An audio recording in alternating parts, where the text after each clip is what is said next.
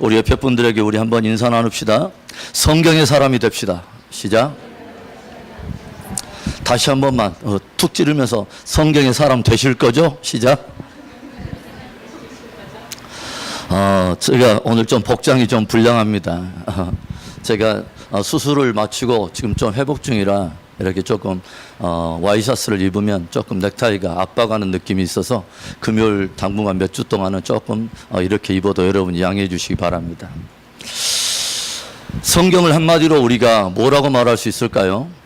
성경을 나는 이렇게 정의한다 라는 분이 있습니까? 성경을 한마디로 나는 이거라고 생각한다. 싱글 집사님, 성경은 무엇입니까? 예? 예수 그리스도에 관한 책입니다. 예, 좋습니다. 우리 김미경 집사님, 성경은 무엇입니까? 예, 하나님의 말씀과 언약입니다.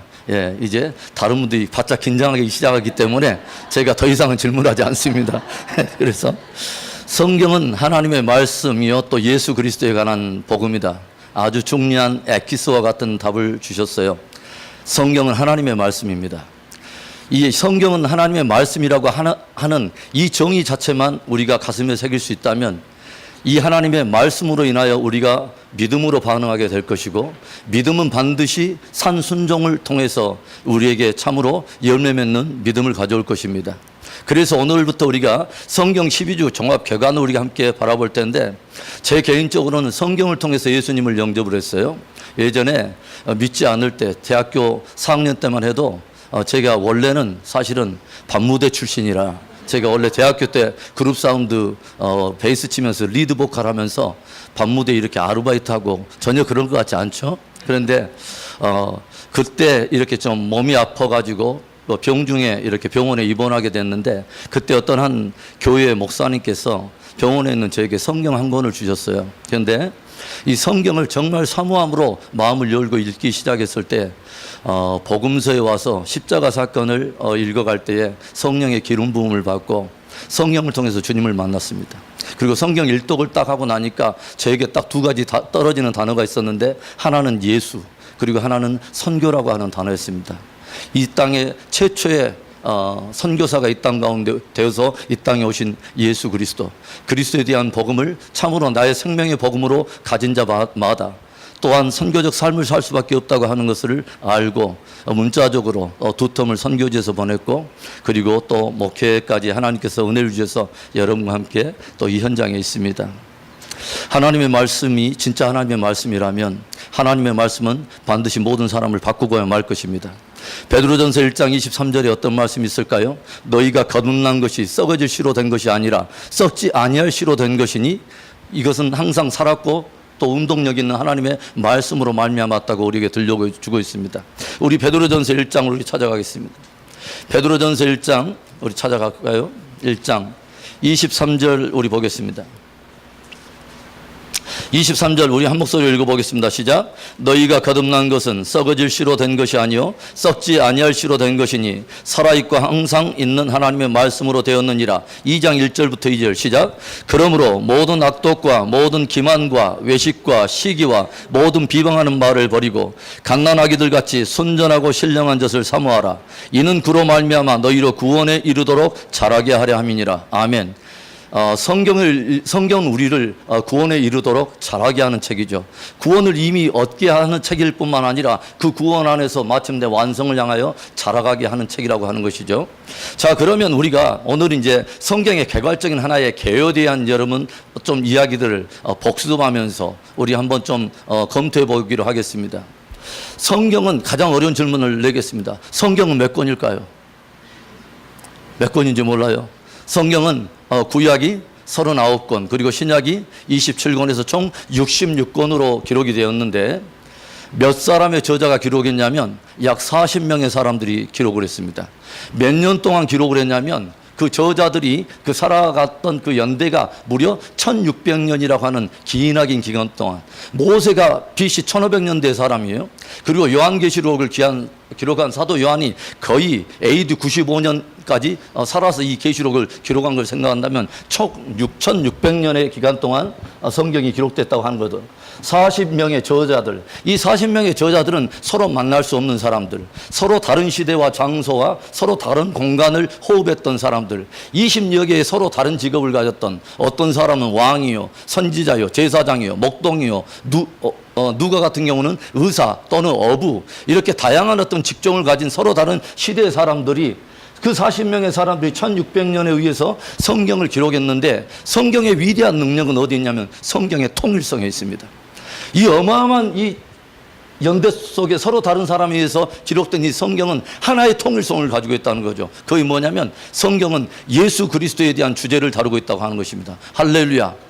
예수 그리스도에 대한 이 계시를 다루고 있기 때문에 이런 것들을 우리가 보면은 어떻게 이런 일들이 일어날 수 있을까? 어떻게 시대를 달리했던 존재했던 사람들에 의해서 기록된 성경이 하나의 주제로 일관성 있게 관통됐을까? 이건 딱 하나의 경우만 가능하죠. 어떤 경우냐면 모든 역사를 초월해 계신 어떤 한 존재가 지극히 어떤 의도적으로 당신의 하실 일을 인간들에게 계시하셔서 그들로 하여금 실수 없이 집필하게 하실 때만 가능한 일이죠. 그래서 성경에 우리가 디모데후서 3장 16절에 뭐라고 나와 있냐면 성경은 뭐요?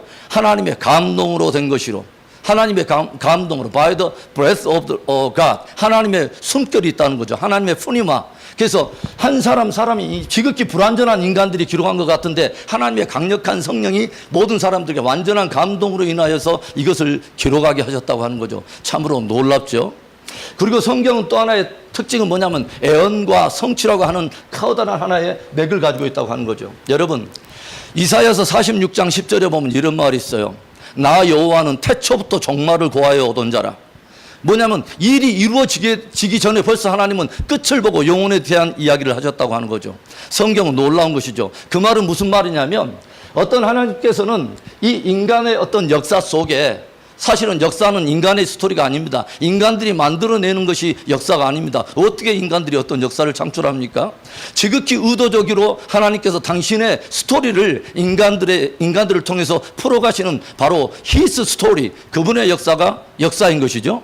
그래서 그분께서 역사 속에 이루실 일들을 애언의 성격을 두고 말씀하셨고 그것을 하나하나 때가 되니 그것을 성취하게 하셨다고 하는 것이죠. 초월에 계신 어떤 그분이 지극히 인간들의 역사를 주님께서 섬세하게 개입하시고 인간들의 불완전한 그런 인간들을 가지고 당신의 어떤 일들을 끊임없이 기록하셨다고 하는 거죠. 이것이 우리에게 얼마나 복음이 되고 은혜가 됩니까? 하나님은 피 안에 계신 존재가 아니라 지극히 우리들에게 관심을 가지고 계시고 우리의 약함을 하시고 우리를 회복해 내시기를 기뻐하시는 하나님이라고 하는 거죠. 할렐루야.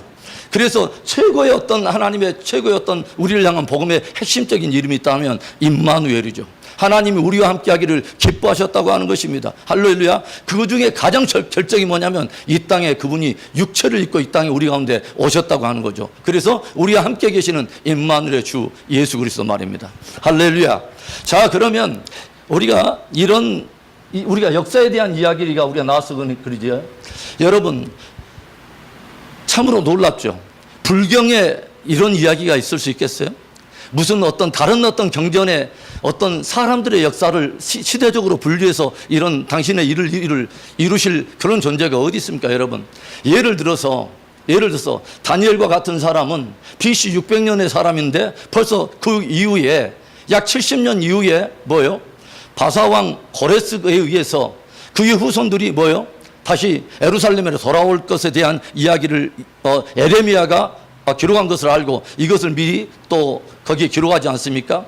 이사야라고 하는 사람은 바사왕 고레스가 있기 전에 약 250년 전의 사람인데 하나님의 감동으로 벌써 바사왕 고레스라 하는 자에 대한 그 이름을 거론하지 않습니까? 하나님은 태초부터 마지막 영혼에 관한 모든 인생의 이야기들, 모든 역사를 다 거론하셨다고 하는 거죠. 그리고 때가 돼서 그것이 성취될 때마다 하나님 우리가 어떻게 반응하기를 원하면 그 일을 말하시고 정하시고 성취하신 이가 여호와신 줄 알라는 것이죠. 할렐루야.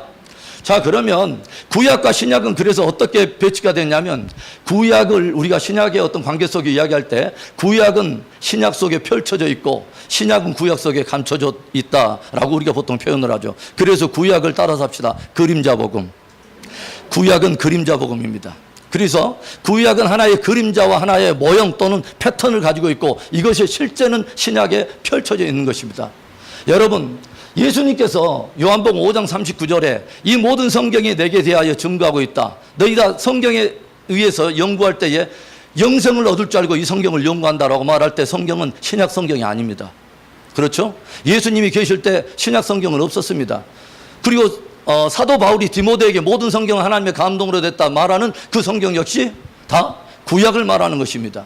그러면 구약 전체는 누구에 관한 이야기를 하고 있죠? 예수 그리스도에 대한 이야기를 하고 있죠. 그래서 저는 구약 전체를 해석하는 가장 강력한 해석의 원리가 어디에 기록되어 있냐면 사도 바울이 참 좋은 복음을 우리에게 소개하고 있어요. 해석의 원리를. 고린도후서 3장을 보겠습니다. 고린도후서 3장 보겠습니다. 고린도후서 3장에 14절에 보겠습니다. 그러나 그들의 마음이 완고하여 오늘까지도 구약을 읽을 때에 그 수건이 벗겨지지 아니하고 있으니 그 수건은 누구 안에서 없어져요? 그리스도 안에서 없어질 것이라. 오늘까지 모세의 글을 읽을 때에 수건이 그 마음을 덮었도다. 오늘날까지도 구약을 읽는 유대인의 마음속에 그것이 마치 수건을 덮인 것처럼 이 뜻이 명쾌하게 풀리지 않는 이유는 뭐냐면 그들이 왜 그러냐면 그리스도에게 가지 않기 때문이라고 하는 것이죠. 그래서 보세요. 15절 오늘까지 모세의 글을 읽을 때에 수건이 그 마음을 덮었도다. 16절에 그러나 언제든지 주께로 돌아가면 그 수건이 벗겨지리라. 주는 영이시니 주의 영이 계신 곳에는 자유가 있느니라. 할렐루야 아멘. 자, 그러면 누가복음 24장을 또 하나 찾아가겠습니다. 누가복음 24장 44절 44절에 보겠습니다. 또 이르시되 내가 너희와 함께 있을 때 너희에게 말한 바 곧 모세의 율법과 선지자의 글과 시편에 나를 가리켜 기록된 모든 것이 이루어져야 하리라 한 말이 이것이라. 자, 그러면 우리가 보겠습니다. 구약은 우리가 잘 알다시피 39권으로 기록되어 있는데 구약을 크게 세 파트로 우리는 나눠볼 수가 있죠. 그래서 구약을 세 파트로 우리가 나눠본다면 어떻게 구별할 수 있냐면 제일 앞부분에 뭐죠? 모세 오경을 비롯한 17권의 역사서가 등장하죠. 그렇죠? 역사서. 그 다음에 그 중반부에 역사서가 다 끝나면 뭐가 기록되어 있냐면 다시 5권의 뭐요? 시가서라고 하는 것이 등장하죠. 시가서. 그 다음에 그 뒤에 또다시 5권의 대선지서를 포함한 다시 17권의 뭐요? 선지서가 등장하죠. 그래서 구약은 커다란 하나의 집처럼 구성이 되어 있습니다. 그렇죠? 5권 하나의 석가래가 얹혀져 있는 것처럼 되고 커다란 두 개의 하나의 기둥처럼 하나의 집처럼 구성이 되어 있다고 하는 거죠. 그러면 구약 전체의 이야기는 사실은 누구에 대한 이야기로 말하냐면 모세의 율법과 시편과 선지서에 나를 가리켜 기록된 모든 말씀이 응하여야 하리라. 그러면 구약의 모든 역사서나 시가서나 선지서 할 것 없이 총체적으로 누구에 대한 증거냐면 예수 그리스도에 대한 증거라는 것입니다. 할렐루야. 그래서 구약 전체를 하나의 센텐스로 정리한다면 이것입니다. The Messiah would come. 메시아가 오실 것이다 라고 하는 것입니다. 신약의 이것을 복음을 하나에 정리한다면 The Messiah has come. 그 메시아가 오셨다. 그리고 나머지 바울 서신과 일반 서신 계시록까지 The Messiah will come again. 그 메시아가 다시 올 것이다 라고 하는 그 문장이죠. 그래서 우리가 이제 구약을 오늘 간단하게 먼저 시작해 보겠습니다. 구약은 제일 처음에 역사서가 등장한다고 그랬죠. 말 그대로 역사에 관한 모든 진술입니다. 그래서 구약의 모든 스토리는 사실 역사서 안에 다 끝이 나요. 그리고 그 사이에 시가서가 들어있고 적절한 선지자들이 배치가 되어 있는 것이죠. 자, 그러면 제일 먼저 역사서에 제일 먼저 나오는 5권의 책을 우리는 뭐라고 말하냐면 모세가 기록한 5권의 책이라 해서 뭐라고 말해요? 모세오경, 펜타튜크. 펜타라고 하는 것은 항상 숫자 5를 말하죠. 펜타곤 이런 거. 그렇죠? 펜타라고 하는 단어가 등장하면 항상 5와 관련이 있어요. 그렇죠? 펜타코스트 뭐예요? 오순절. 처음 들어봐요. 네. 자, 그래서 모세가 기록한 5권의 성경을 모세오경이라 한다. 튜크, 스크롤이라는 뜻입니다. 뭐냐면 두루마리. 모세가 기록한 5권의 두루마리 성경을 말하죠. 그게 뭐죠? 창세기, 그 다음에 출애굽기, 레위기, 민수기, 신명기. 따라서 합시다. 창출레민신. 네, 창출레민신. 그 다음에 12권의 역사서가 바로 이어집니다. 자, 여러분들이 한번 말해보세요. 시작. 여호수아. 그 다음에 뭐죠? 우리 주일학교에서 성경 공부하고 있나요? 자, 여호수아. 그 다음에 뭐요? 사사기. 그 다음에 룻기. 그 다음에 사무엘상, 사무엘하. 그 다음에 열왕기상, 열왕기하. 그 다음에 역대상, 역대하. 그 다음에 에스라, 느헤미야, 에스더. 자, 따라서 합시다. 수살룻, 삼상아, 왕상아, 대상아, 선의예. 다시 한번 우리 처음부터 합시다. 시작. 창출 내민심. 수살룻, 삼상아, 왕상아, 대상아, 선의예. 예, 앞으로는 그렇게 외우세요. 네, 그렇게 외우면 굉장히 좋습니다. 처음에만 조금 힘들지 나중에 굉장히 좋아요. 자, 그 다음에 시가서는 5권으로 구성되어 있죠. 이것은 앞에는 역사를 진술한 하나의 진술, 나열 형태라면 시가서는 지극히 개인적입니다. 개인적인 경험, 이것을 시적인 표현을 통해서 어떤 묵시문학, 지혜문학을 통해서 표현한 것이 시가서라고 하는 것이죠. 자, 시가는 또 5권이 있습니다. 뭐죠? 욥기, 그 다음에 시편, 또 잠언, 전도서, 아가서. 자, 따라서 합시다. 욥시 잠전하. 역시 잠자나가 아니라 욥시 잠자나. 자, 그 다음에 선지서가 기록이 되어 있어요. 그래서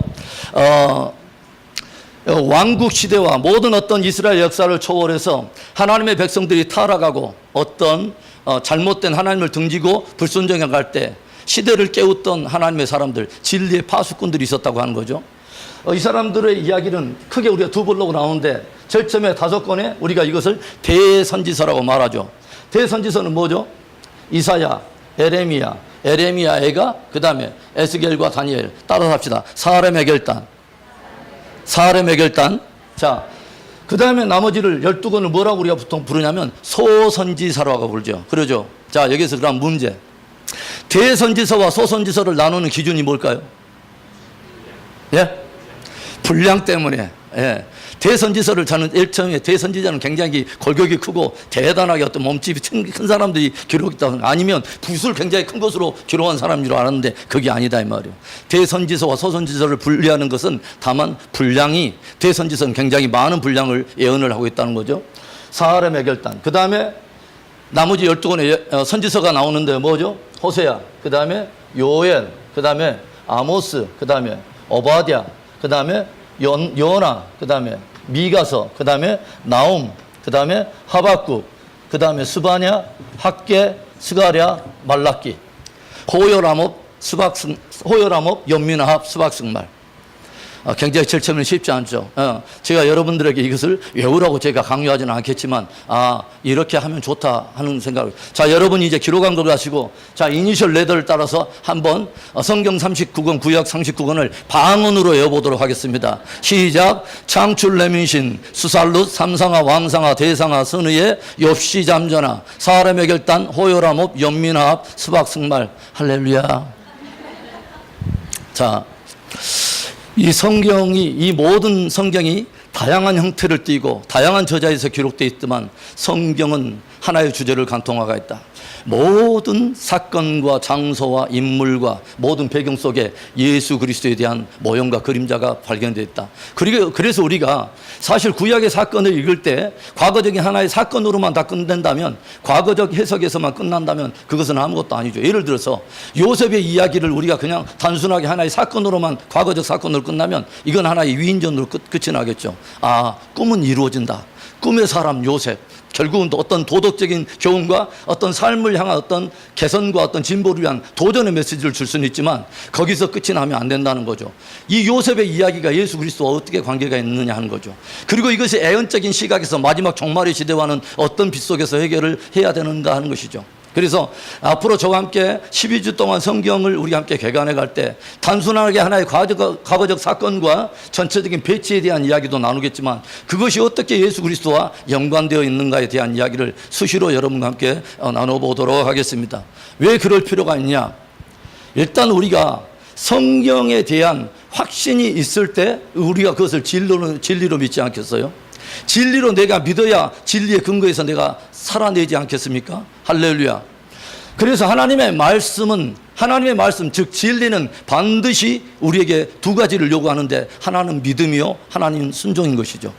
진리인데 믿지 않았다, 진리인데 순종을 하지 않았다, 이것은 있을 수 없는 일이죠. 하나님의 말씀인데 믿지 않았다, 하나님이 더군다나 구원에 대한 이야기와 인생의 삶에 대한 어떤 삶과 신앙의 매뉴얼과 그 다음에 영원으로 향해진 어떤 역사의 모든 방향들에 대한 모든 것들을 당신의 어떤 말씀으로 진리를 우리 가운데 주셨는데, 이것에 대한 이야기를 믿지 않았다, 그리고 믿지 않음으로 인해서 순종하지 않았다라고 하는 것은 어떤 결과가 벌어지냐면, 사도 요한이 꼭 그렇게 말하죠. 믿지 않는 것은 어떤 것과 결과가 되냐면 하나님을 거짓말하는 자로 만든다는 것이죠. 그럴 리가 없다고 하는 거죠. 하나님이 그렇게 말씀하셨을 리가 없다고 하는 거죠. 여러분, 성경 전체는 서로가 서로를 보완하고 견고하게 지지함으로 말미암아 하나님의 진리를 완성하고 있다고 하는 것이죠. 자, 그러면 이제 여러분과 함께 간단한 또 다른 하나의 이야기를 또 들어가겠습니다.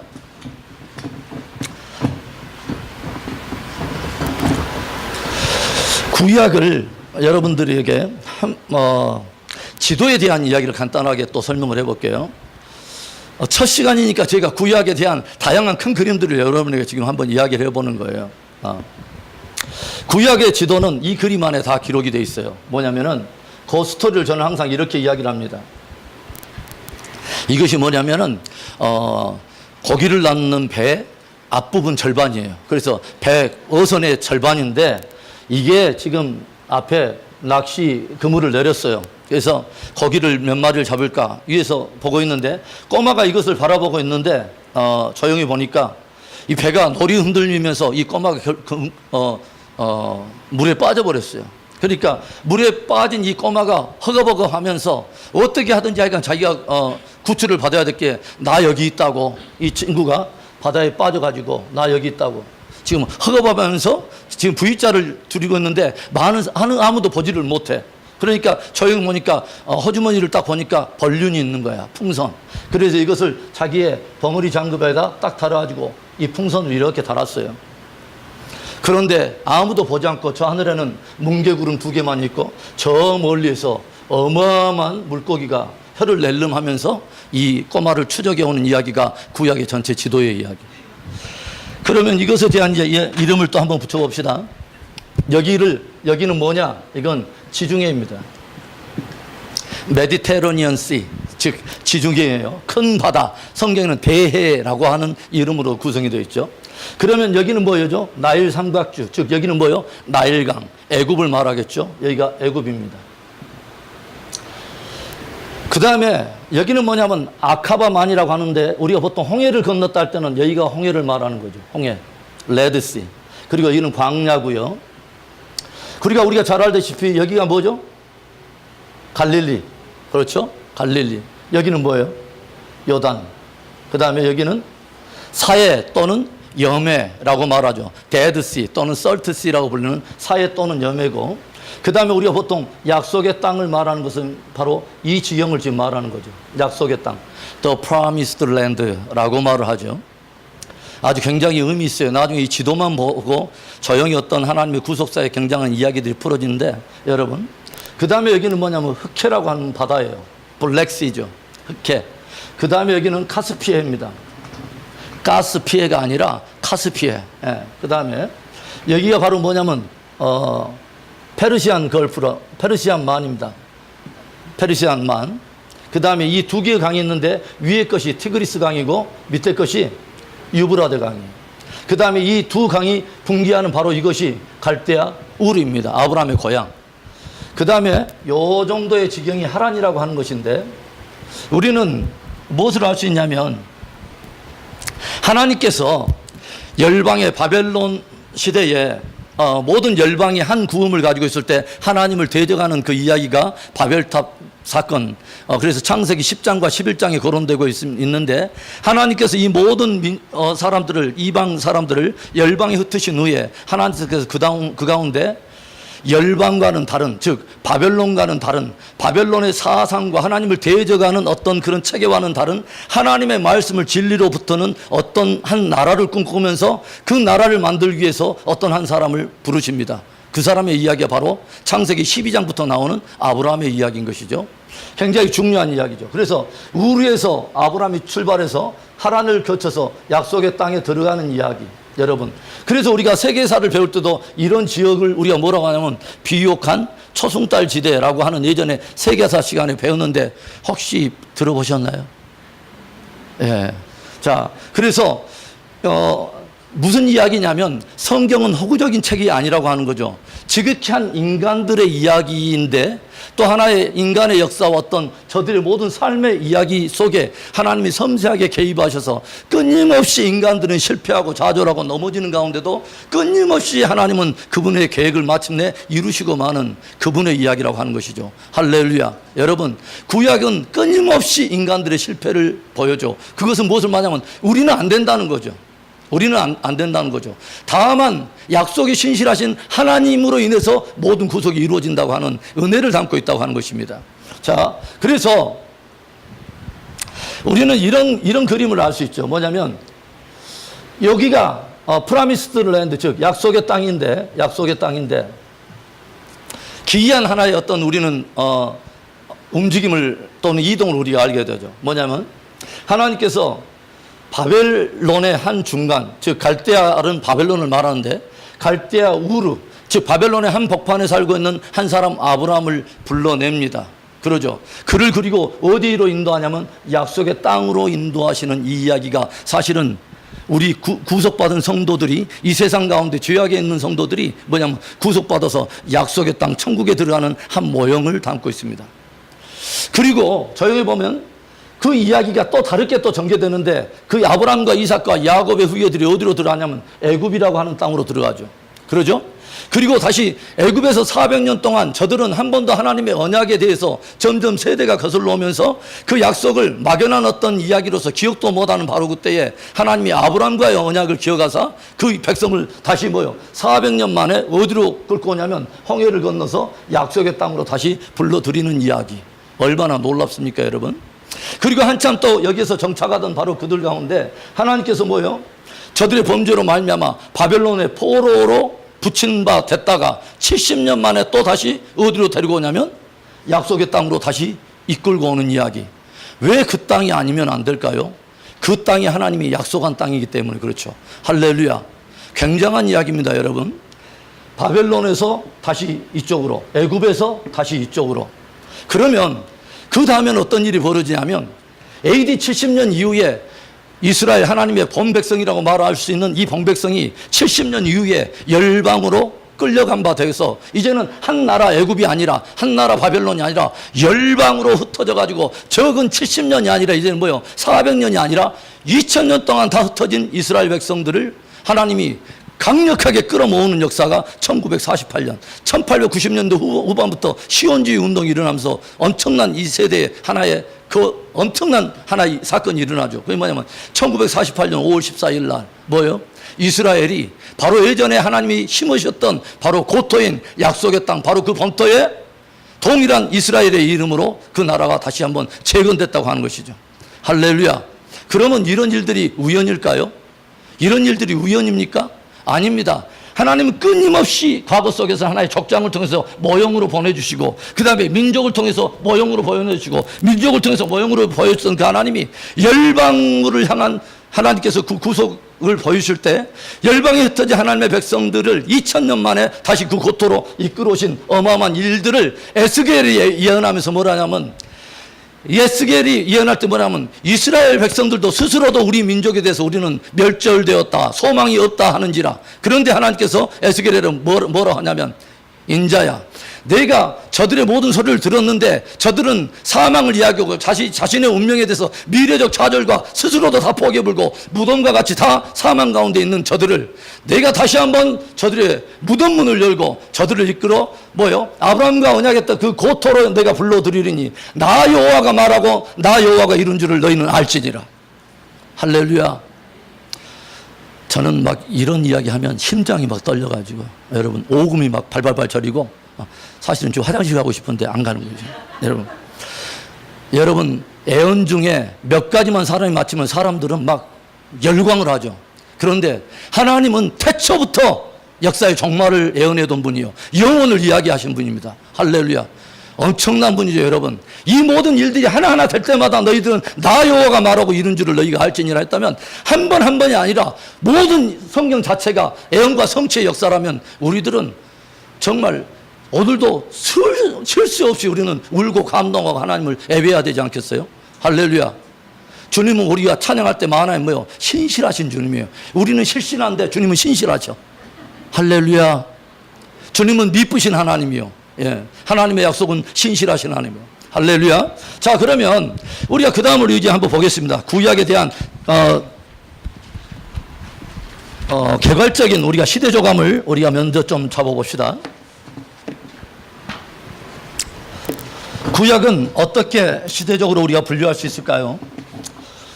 구약을 시대적으로 분류하는 바로 그 큰 제목 옆에 제가 쭉 어떤 글자를 쭉 적어놨는데, 한번, 자, 구약의 시대 조감도 옆에를 우리 한번 읽어봅시다. 시작. 구창모 가사 통분 포기함.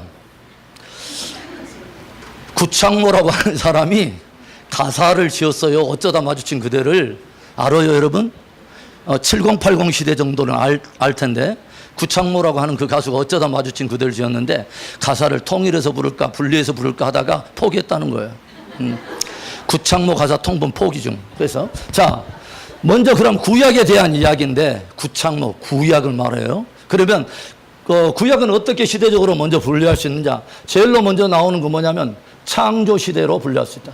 창조 시대가 시작돼도. 그런데 읽을 때는 여러분 창족 시대라고 하면 좋습니다. 즉 창조와 족장 시대를 아우르는 시대.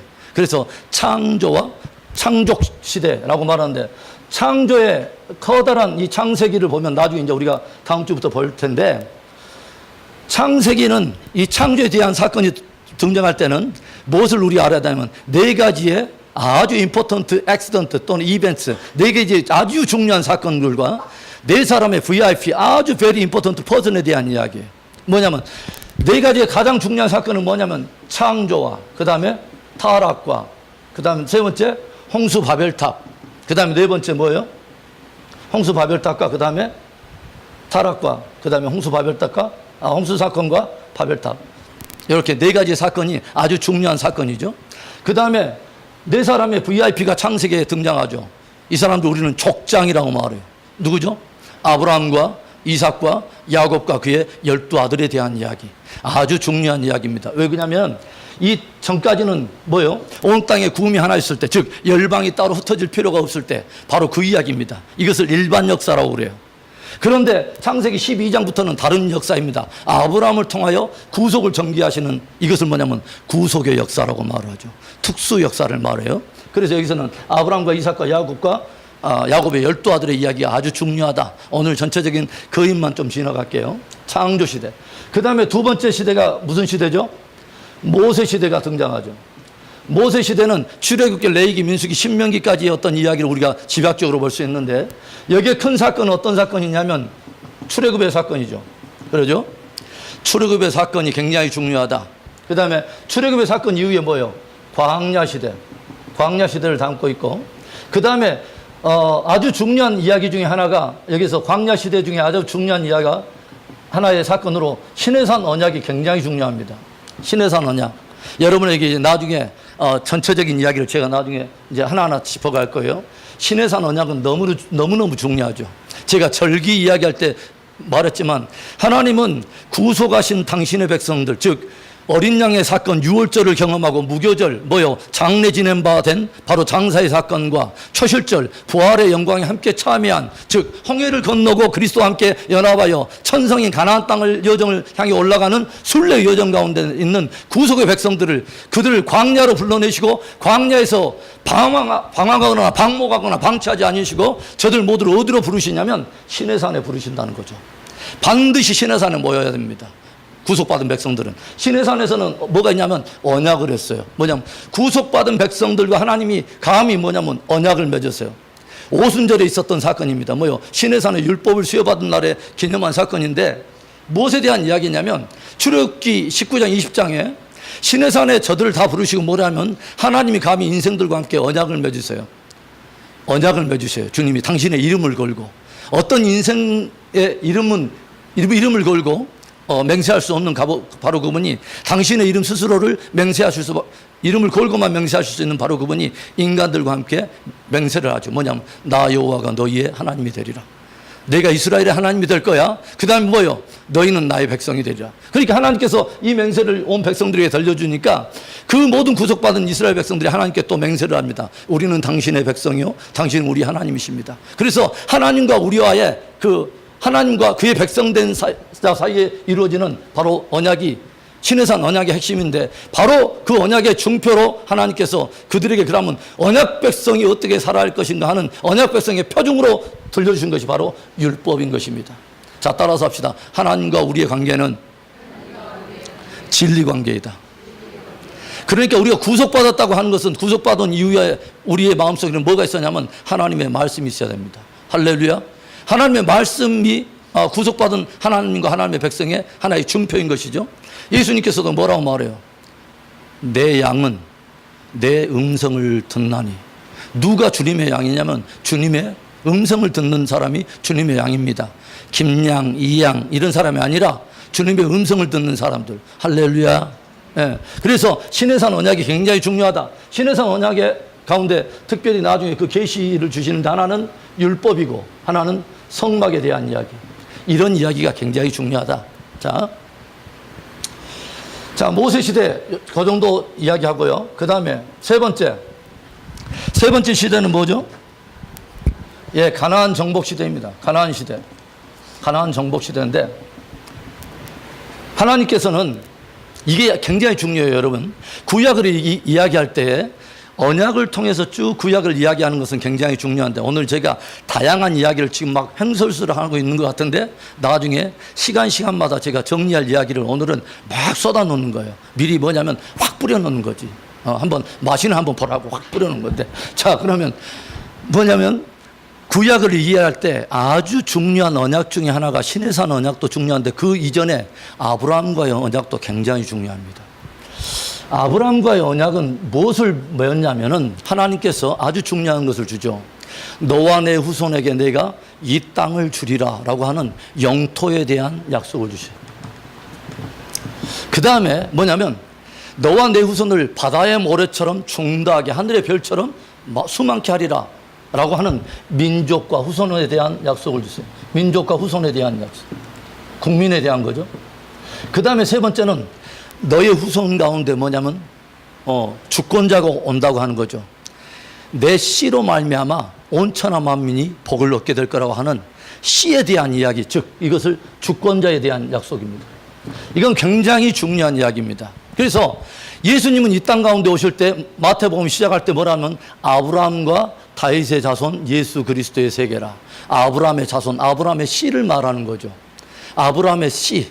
그럼 누구를 말하냐면 예수 그리스도에 대한 이야기인데 이것은 굉장히 중요해요. 그래서 구약을 풀어갈 때 이 이야기가 결국은 구약의 전체적인 하나의 파운데이션, 기초를 이루어요. 그게 무슨 이야기냐면 여러분, 하나님께서 아브라함에게 이 약속을 주시고 나서 모든 이스라엘 백성들이 이 언약을 잊었을지 모르지만 하나님께서 애굽에 400년 동안 종살이 하던 이스라엘 백성들을 거기서 종살이 하고 있을 때 하나님은 당신의 어떤 이 언약을 지키고 계셨다고 하는 것이죠. 무엇을 만들어냈냐면 애굽이라고 하는 어떻게 보면 이해되지 않는 그 토양에서 하나님께서는 하나님의 백성들을 만들고 계셨다는 거죠. 무려 200만이 넘는 어마어마한 민족을 만들어내십니다. 국민을 만들어내신 이야기가 출애굽기로부터 쭉 나오는 이야기예요. 그 다음에 어느 정도의 그 국민이 딱 되니까 이 백성들을 이끌어내서 이제는 어디로 이끌어가냐면 영토에 대한 이야기입니다. 뭐냐면 가나안 시대부터 뭐냐면 정복전쟁을 통해서 약속의 그 땅, 바로 그 땅을 주시겠다고 그 백성들을 이끌어내고 그 영토에서 뭐예요? 이제는 국민이 있고 영토가 있으니까 한 나라가 구성되기 위해서는 누가 있어야 되냐면 그 나라에 다스리는 왕, 즉 주권자가 있어야 되죠. 우리가 보통 한 나라를 이루는 3요소를 뭐라고 말하죠? 국민, 주권, 영토. 국민학교 때 배웠죠, 여러분? 좋은 국민학교 나오셨어요?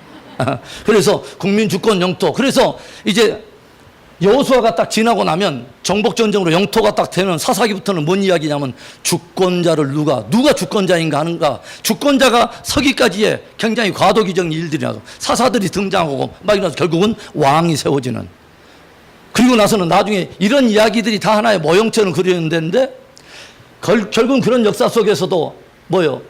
불완전한 왕, 불완전한 제사장, 불완전한 선지자들에 의해서 세워진 한 나라의 실패와 좌절과 어둠의 역사를 보여준 다음에 이 구약의 전체 실패는 어떤 한 분을 향한 기대를 만들어낸다는 거죠. 원래 하나님께서 예전부터 주시기로 했던 바로 그분, 여자의 후손, 진짜 아브라함의 씨로 말미암아 온 천하가 복을 받도록 온 천하에 참 복을 가져오실 바로 그분을 기대하게 만든다는 거죠. 그래서 구약의 전체 이야기는 The Messiah would come, 기름 부은 바로 그가 오실 것이다 하는 것입니다. 할렐루야.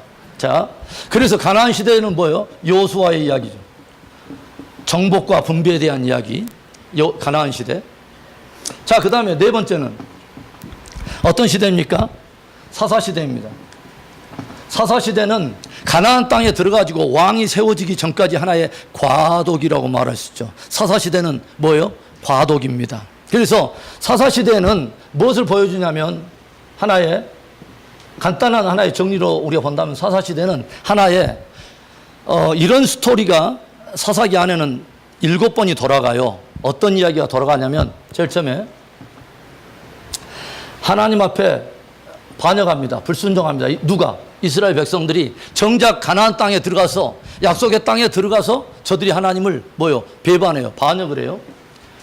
그러면 반역을 하면 하나님께서 뭐예요? 징계를 내리시죠. 뭐냐면 주변 나라의 그 민족을 통해서 블레셋이나 아니면 암몬이나 뭐 이런 나라를 통해서 징계를 해요. 그러면 징계를 하면 이 백성들이 조직의 쓴맛을 본 다음에 하나님 앞에 앞발 뒷발 다 들고 백제 의주왕처럼 하나님 앞에 회개를 해요. 회개. 그 다음에 회개를 하면 하나님께서는 다시 뭐요? 그 사람들을 다시 한번 회복시키는데 누구를 통해서 꼭 회복시키냐면 사사를 통해서 뭐요? 구원하셔요. 그러면 그 땅에는 다시 뭐가 오냐면 안식이 찾아왔더라. 평안이 찾아왔더라. 아, 이런 이야기. 이 5가지의 주제가 7번 돌아간 게 사사기의 이야기예요. 뭐냐면 그렇게 해서 안식을 딱 찾았으면 우리 같으면 그 정도 저주의 쓴맛을 봤으면 이제는 더 이상 이제 그러지 않을 텐데 이 아름다운 또 이스라엘 백성은 또 뭔 짓을 또 하냐면 또 다시 숨통이 터지고 또 살만하면 또 다시 뭐 하냐면 반역해요. 그러면 또 이 스토리가 또 여지없이 계속 돌아가요. 그래서 사사기를 보면서 우리는 막 속으로 막 분노가 일어나잖아요. 이스라엘 이게 범백성 맞아? 해도 너무한다. 한참 막 그 사람들 향해서 손가락질 하고서 막 그러는데 나머지 3개 손가락이 나를 가리키고 있는 그 이스라엘 백성들의 이야기가 나의 이야기더라 이거죠. 이스라엘 백성들이요. 이건 어마어마한 하나의 스토리인데 제가 나중에 이것을 예수 그리스도를 대한 전체적인 구속의 이야기와 더불어서 한번 또 이야기를 할게요. 여러분. 사사시대 이야기는 비단 사사기뿐만 아니라 또 하나 더 책이 있죠. 어떤 책이 또 사사시대에 쓴 책이냐면 룻기도 마찬가지죠. 그렇죠. 룻기도 똑같은 이런 스토리와 비슷한 주제를 가지고 있어요. 그래서 제가 오늘은 그냥 스케치만 할게요. 사사시대는 한마디로 생각하면 뭐냐면 과도기를 생각하면 됩니다. 아, 사사시대 과도기이다. 그 다음에 다섯 번째는 어느 시대입니까? 예, 통일왕정 시대입니다. 통일왕정. 그래서 큰 우여곡절 끝에 드디어 뭐냐면 이스라엘의 왕이 세워집니다. 전체 통일왕, 왕국이 나눠지기에 통일왕정에 새 왕이 등장을 하는데 이스라엘의 초대 왕 이름이 누구죠? 사울 왕이 등장을 하고 그 다음에 누구죠? 다윗이 등장하고 그 다음에 세 번째가 솔로몬. 이 세 사람이 등장하는 이야기가 바로 통일왕정의 시대인데 왕들이 세워지기 전에 바로 그 전에 아주 중요한 사람 한 사람이 등장하죠. 왕을 세우려면 어떤 이 사람이 꼭 있어야 되죠. 뭐냐면 왕의 기름을 부어야 돼요. 오늘 우리 주방에서 참기름, 콩기름 다 붓는데 그런 기름 말고 뭐요? 예전에 왕이나 선지자나 제사장 세울 때 반드시 이 사람이 등장하죠. 뭐요? 제사장이 등장하는데 그래서 누구가 등장하냐면 이 통일왕이 세워지는 바로 그 사이에 뭐요? 사무엘이라고 하는 사람이 등장하죠. 그래서 사무엘이 그 사이에 등장해서 결국 뭐냐면 사울이 세워지고 다윗이 세워지는 이 이야기가 쭉 전개가 돼요. 대충 스토리 라인을 제가 이야기하는 것입니다. 자, 통일왕정이 있었다. 그 다음에 6번째는 뭐예요? 분열왕국이 있다. 분열왕국의 시대는 어떤 시대를 말하느냐? 솔로몬이 뭐냐면 어마어마한 어떤 그 부와 어떤 영광을 누리다가 나중에 노년에 솔로몬의 마음이 2개로 나눠지죠. 하나님을 향한 솔로몬의 마음이 두 가지로 나눠지고 이방 여인들을 또 함께 끌어들이고 이방 여인들이 가져온 신상들이 함께 우상 숭배를 하면서 하나님을 향한 순전하고 단마음, 온 마음, 어떤 전심으로 하나님을 사랑했던 솔로몬의 마음이 두 가지로 나눠질 때 하나님이 그 나라를 두 쪽을 냅니다.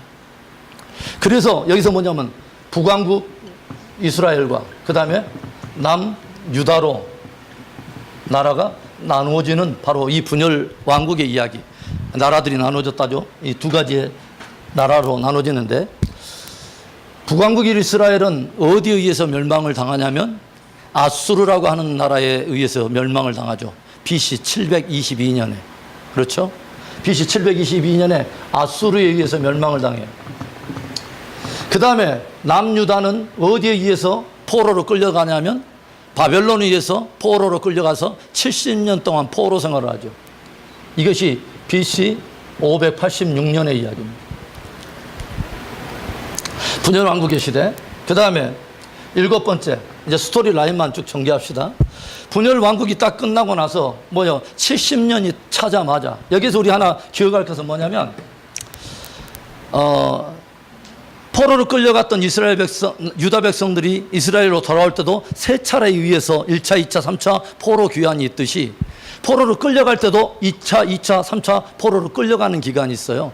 그래서 1차로 끌려갔던 것이 BC 605년에 제일 먼저 끌려간 무리의 대표적인 사람이 다니엘입니다. 그 사람이 뭐냐면 다니엘이 605년경에 끌려갔는데 다니엘은 에레미야의 서책을 통해서 어느 날 알게 됐어요. 뭐냐면 에레미야 서책을 읽다 보니까 여호와께서 자기 민족을 징벌하시는데 70년이 찰 때 이 백성이 다시 돌아오리라 하는 놀라운 말씀을 가지고 하나님께 기도하는 내용이 다니엘서 9장에 나오죠. 그렇죠?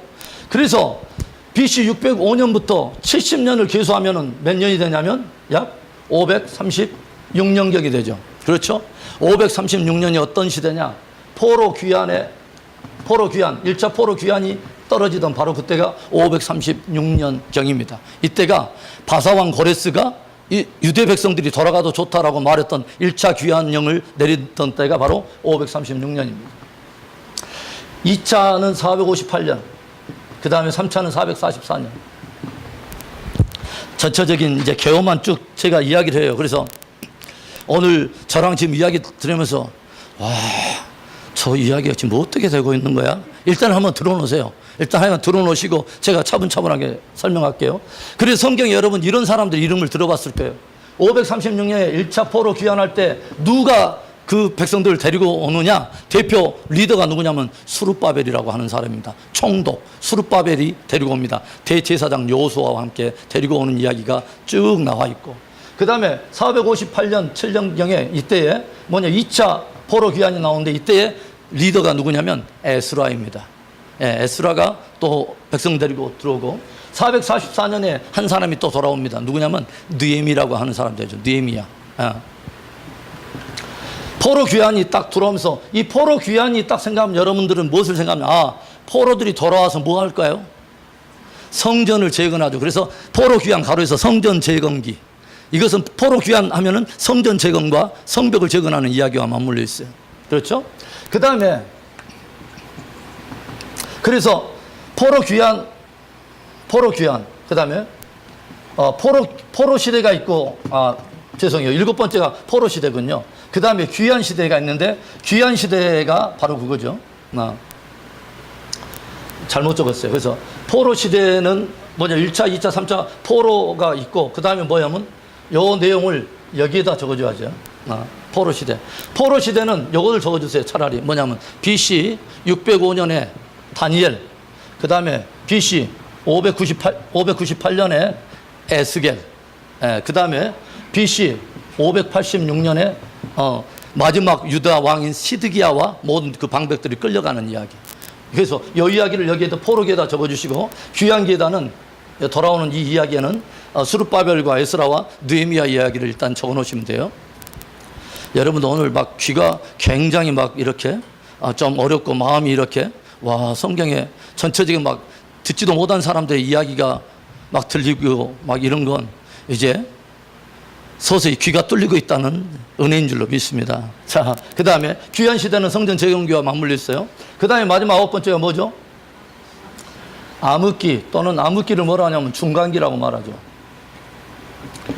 신구약 사회는 중간기가 있어요. 뭐냐면 마지막 선지자가 말라기인데 말라기와 그 다음에 마태복음이 시작하는 바로 그 사이에 무려 400년을 약간 움넣는 어떤 선지자 이야기나 어떤 하나님으로부터의 계시도 들리지 않은 바로 그때를 뭐라고 말하냐면 신구약 중간기라고 말해요. 그런데 이 신구약 중간기의 이야기가 그러면 전혀 성경에 없느냐? 아닙니다. 있죠. 헬라의 이야기, 로마의 이야기가 있어요. 다니엘이 이 이야기를 일부 거론하고 있는데 이 이야기를 이제 나중에 좀 거론할 거예요. 그래서 여러분 말라기 선지자가 마지막 예언했던 구약의 즉 마지막 이야기는 뭘로 딱 끝이 나냐면 어떤 한 사람이 올 거라는 이야기로 딱 끝을 맺습니다. 이것이 신약과 함께 연결을 하죠. 자, 이제 말라기로 우리 가봅시다. 자,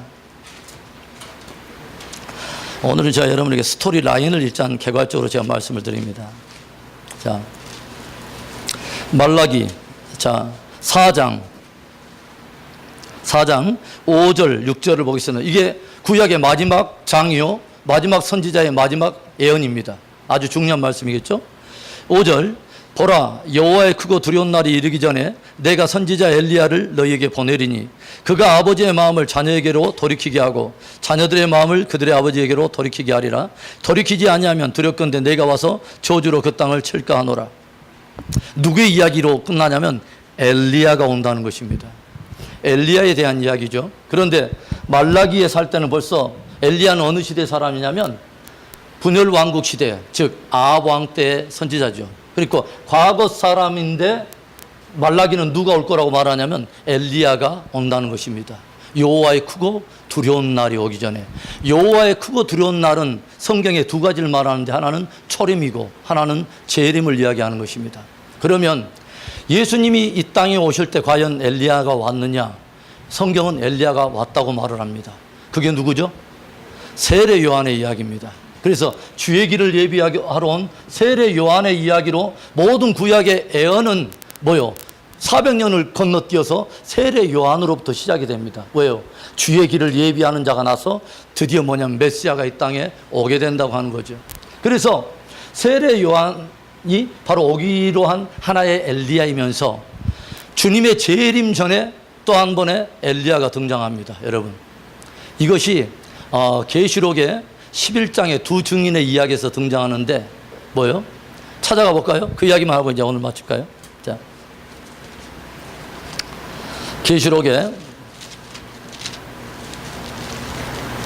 11장은 두 증인에 대한 이야기입니다.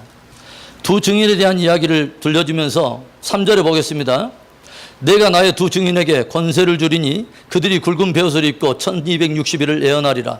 그들은 이 땅에 주 앞에 서 있는 두 감람나무와 두 젖대니 만일 누구든지 그들을 해하고자 하면 그들의 입에서 불이 나와서 그들의 원수를 삼켜버릴 것이요 누구든지 그들을 해하고자 하면 반드시 그와 같이 죽임을 당하리라. 6절에 그들이 권능을 가지고 하늘을 닫아서 그 예언은 하는 날 동안 비가 오지 못하게 하고, 여러분 1260일 즉 3년 6개월 동안 저들이 예언을 하는 날 동안 하늘을 닫아서 비가 오지 못하게 한다. 계시록은요 갑자기 지 혼자 툭 튀어나온 책이 아닙니다. 계시록의 80%는 구약적 배경 위에서 기록된 예언입니다. 놀랍죠? 그런데 마지막 시대에 일어날 두 증인을 다루면서 뭔 이야기를 하냐면 1260일 동안 저들이 예언을 할 때 뭐요? 굵은 베옷을 뒤집어 쓰고 예언을 하는데 하늘을 닫아서 비를 내리지 못하게 한다는 내용이 나오는데, 구약에 기도한 즉 하나님께서 하늘을 닫아서 3년 6개월 동안 비를 내리지 못하게 하다가 비를 주신 바로 그 놀라운 선지자가 있어요. 누구죠? 엘리야. 굉장히 의미 있는 우리에게 도전을 하는 거죠. 제가 말했죠. 성경은 단회적인 과거의 사건만으로 절대로 보지 말라는 말씀을 드렸어요. 그 사건 속에서는 미래적 하나의 예언도 담고 있다. 엘리야를 과거 사건 속에 아합 시대의 엘리야를 조명하면 초림 때의 세례 요한의 모습이 보고, 그 다음에 재림 때 두 증인의 모습이 보이기 시작한다고 하는 거죠. 세례 요한이 오는 바로 그때가 굉장히 이스라엘 가운데는 역사의 어둠이 짙었던 때고, 어떤 선지자들의 음성을 들을 수 없었던 모든 어떤 인류의 가장 어둠이 짙었던 시대. 여러분 오해하지 마세요.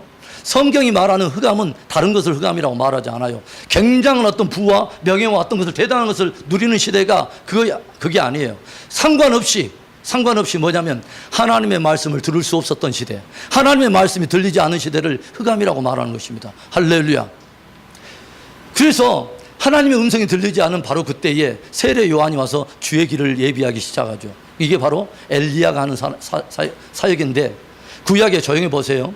아합 왕 시대에 모든 이스라엘 백성들이 다 타락하고 열방뿐만이 타락한 거 아니라 하나님을 섬기는 이스라엘 백성들 자체가 뭐예요? 우상을 숭배하고 바알과 아세라 어떤 그 우상 숭배에서 정말 그 어둠이 짙은 바로 그때에 유일한 한 사람, 엘리야라고 하는 한 사람이 하나님께 헌신을 하죠. 엘리야의 이름은 뭐냐면 주 여호와는 나의 하나님이시다. 여호와만이 나의 하나님이시다라는 뜻이에요. 아주 중요한 것이죠. 세례 요한이 하는 사역이 그대로 담고 있습니다. 엘리야가 뭐냐면 석청을 먹고 뭐요? 굵은 벼슬 뒤집어 쓰고 1260을 애언했던 사람이에요. 그래서 뭐냐면 세례 요한이 이 땅이 가장 어두운 시대에 많은 사람들에게 주의 길을 예비하라. 이제는 과거에 세례 요한은 주 여호와만이 나의 하나님이시다고 말했다면, 세례 요한은 뭐냐면 그가 바로 하나님의 어린 양이시다, 그가 바로 이 땅에 오실 메시아이시다 라고 증거했던 바로 그 사람, 세례 요한. 목배임을 당하지 않아요? 그리고 두 동일한 어떤 그 사역 속에서 우리는 누구를 보게 되냐면 재림 직전에 일어나게 될 증인의 세대를 우리가 보게 되죠. 두 증인의 세대. 굉장한 어떤 은혜죠. 무엇을 보게 되냐면 마지막 가장 적그리스도적 어떤 흑암이 짙어지고, 모든 성경에서 말하는 창세 이래의 모든 계시들이 마지막 시대에 집중해서 어둠이 짙어진 바로 환란의 어두운 바로 그 시대, 모든 믿음의 백성들조차 타락해 가면서 마지막 라오디아 교회 시대처럼 다 첫사랑 잃어버리고 모두 다 그렇게 강팍하고 세소가 되고 무뎌진 바로 그때에 증인들이 일어나게 된다고 하는 것이죠. 증인들이 일어나서 무엇을 하게 되냐면 제 옷을 뒤집어 쓰고 회개를 촉구한다는 것이죠. 여러분, 회개하라, 천국이 가까웠노라 라고 했던 세례 요한이 외쳤던 바로 그는 전심으로 여호와께 돌아가자. 오늘날 너희가 살든지 죽든지 너희가 섬길 일을 택하라. 좌우간에 너희가 주저하지 말고 너희가 오늘 살 길을 택하라 했던 엘리야의 메시지처럼, 세례 요한이 바로 그 메시지처럼 마지막 세대도 그 세대를 경종하는 증인의 세대가 일어난다는 거죠. 재림의 주가 오고 계신다. 주의 길을 예비하라. 천국이 가까웠느니라. 저는 때때로 새벽마다 이런 기도를 해요. 하나님은 태초부터 종말을 말씀하셨던 분이에요. 그래서 종말에 이루어질 모든 것들을 하나님은 다 알고 계시고, 세례 요한을 통해서 아니라 요한을 통해서, 요한 사도를 통해서 마지막 시대에 일어날 모든 이야기를 역사 속에 우리에게 들려주셨어요. 그 말은 무슨 말이냐면 하나님은 마지막 세대에 일어날 어떤 한 사람들을 보고 계셨다는 거죠. 7장에 보면 이마에 입맞은 14만 4천의 주의 종들을 보고 있었고요. 그 다음에 뭐냐면 11장에 일어나는 뭐냐면 증인들의 세대를 보고 있었습니다. 적그리스도적 흑암과 세대 어떤 진리의 물결에 항복하지 않고 뭐냐면 엘리야처럼 일대 아합과의 전쟁이 아니라 일대 850과의 전쟁이 아니라 일대 그 세상이었던 바로 그 사람처럼 하나님의 진리의 뿌리를 박아버린 진짜 증인들이 일어나고 있는 것을 주님은 보고 계셨다고 하는 거죠. 할렐루야. 그리고 10장에는 작은 두루마리를 먹고 애원하는 시대, 하나님의 말씀을 진리의 결론으로 붙들고 살아갔던 마지막 시대, 군대처럼 일어나는 사람들을 보고 있었어요. 그 뒤에 보면 14장에 뭐요? 어린 양의 신부로서 어린 양이 어디로 가든지 따라가는 그리스도의 신부들이 일어난 것을 보고 있었습니다. 제가 왜 이런 이야기를 하냐면 하나님은 하나님의 모든 말씀을 통해서 어떤 예표의 사람들을 이미 보고 계셨고 그 사람들이 저와 여러분일 수 있다고 하는 거죠. 그래서 저는 그런 기도를 해요. 하나님, 마지막 세대 하나님이 미리 보고 계셨던 그 예표의 사람들이 우리 성도들이 되기를 원합니다. 두 증인의 세대, 그리스도를 따라하는 어린 양의 신부들, 다윗의 세대들, 하나님 이마에 입맞은 하나님의 종들이 구름대처럼 일어나게 하시옵소서. 이제 오늘 첫 시간인데 이 정도로 오늘 스토리라인을 개괄적으로 우리가 함께 다뤘습니다. 저는요, 행여라도 이곳에 계시는 분 중에 한 분이라도 성경을 지식으로 대하지 않기를 바랍니다. 진리로 받아들이시기를 바랍니다. 예. 지식으로 받아들이는 사람은 그 지식으로 많은 사람들을 정죄하고 지식으로 교만할 수 있는데 진리로 받아들이는 사람은 겸손하고 순종할 것입니다. 그래야 진정한 성숙이 있습니다. 우리 기도하며 나가겠습니다.